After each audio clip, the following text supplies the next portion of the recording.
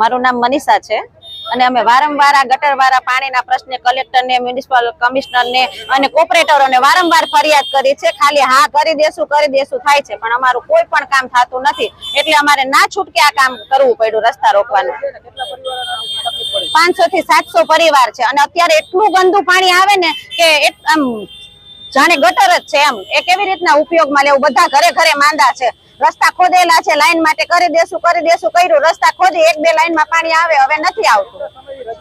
5 મહિનાથી રજૂઆત કરેલી છે, આવેદન પત્ર આપેલા છે.